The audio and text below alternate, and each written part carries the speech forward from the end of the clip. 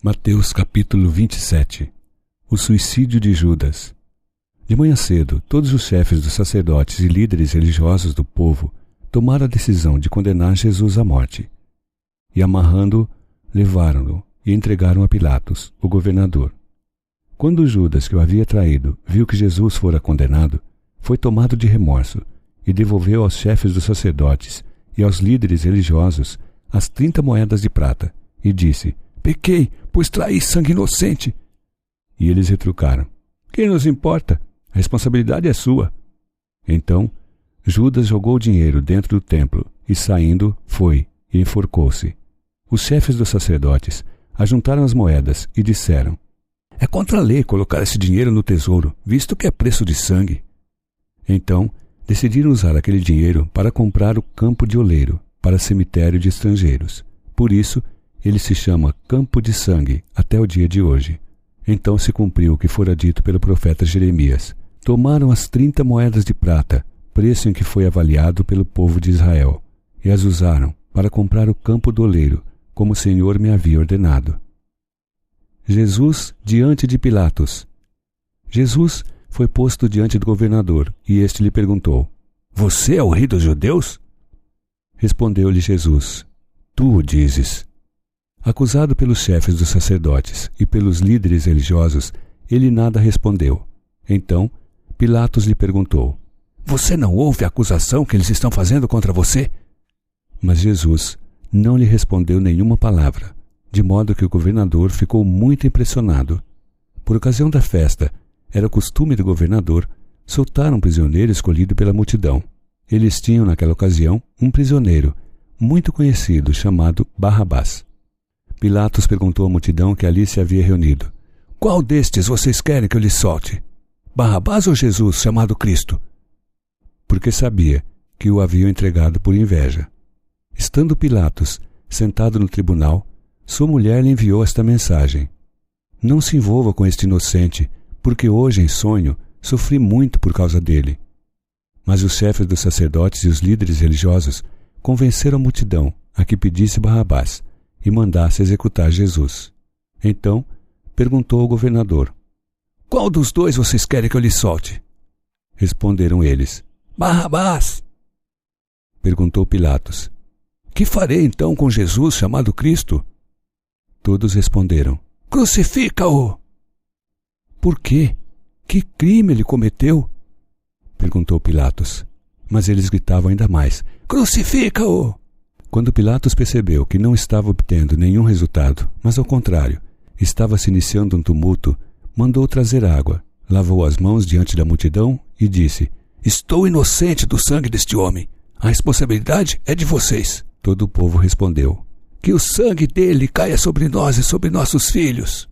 Então Pilatos soltou-lhes Barrabás, mandou açoitar Jesus e o entregou para ser crucificado. Os soldados zombam de Jesus. Então os soldados do governador levaram Jesus ao pretório e reuniram toda a tropa ao seu redor. Tiraram-lhe as vestes e puseram nele o manto vermelho. Fizeram uma coroa de espinhos e a colocaram em sua cabeça. Puseram uma vara em sua mão direita e, ajoelhando-se diante dele, zombavam: "Salve, rei dos judeus!" Cuspiram nele e, tirando-lhe a vara, batiam-lhe com ela na cabeça. Depois de terem zombado dele, tiraram-lhe o manto e vestiram-lhe suas próprias roupas. Então o levaram para crucificá-lo. A crucificação. Ao saírem, encontraram um homem de Cirene chamado Simão e o forçaram a carregar a cruz. Chegaram a um lugar chamado Gólgota, que quer dizer lugar da caveira, e lhe deram para beber vinho misturado com fel. Mas ele, depois de prová-lo, recusou-se a beber. Depois de crucificarem, dividiram as roupas dele, tirando sortes, e sentando-se vigiavam-no ali. Por cima de sua cabeça colocaram por escrito a acusação feita contra ele: "Este é Jesus, o rei dos judeus." 2 ladrões foram crucificados com ele, um à sua direita e outro à sua esquerda. Os que passavam lançavam-lhe insultos, balançando a cabeça e dizendo: "Você que destrói o templo e o reedifica em 3 dias, salve-se! Desça da cruz, se é filho de Deus." Da mesma forma, os chefes dos sacerdotes, os mestres da lei e os líderes religiosos Zombavam dele, dizendo: salvou os outros, mas não é capaz de salvar a si mesmo. É o rei de Israel. Desça agora da cruz e creremos nele. Ele confiou em Deus, que Deus o salve agora, se ele tem compaixão, pois disse: sou o filho de Deus. Igualmente o insultavam os ladrões que haviam sido crucificados com ele. A morte de Jesus. E houve trevas sobre toda a terra, do meio-dia às 3 horas da tarde. Por volta das 3 horas da tarde, Jesus bradou em alta voz: Eloi, Eloi, lama sabachthani, que significa: meu Deus, por que me abandonaste? Quando alguns dos que estavam ali ouviram isso, disseram: ele está chamando Elias. Imediatamente, um deles correu em busca de uma esponja, embebeu-a em vinagre, colocou-a na ponta de uma vara e deu a Jesus para beber. Mas os outros disseram: deixe-no, vejamos se Elias vem salvá-lo. Depois de ter bradado novamente em alta voz, Jesus entregou o Espírito. Naquele momento, o véu do santuário rasgou-se em 2 partes, de alto a baixo. A terra tremeu e as rochas se partiram. Os sepulcros se abriram e os corpos de muitos santos que tinham morrido foram ressuscitados.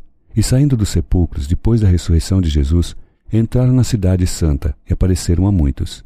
Quando o centurião e os que com ele vigiavam Jesus viram o terremoto e tudo o que havia acontecido, ficaram aterrorizados e exclamaram: verdadeiramente este era o Filho de Deus. Muitas mulheres estavam ali, observando de longe. Elas haviam seguido Jesus desde a Galiléia para o servir. Entre elas estavam Maria Madalena, Maria, mãe de Tiago e de José, e a mãe dos filhos de Zebedeu.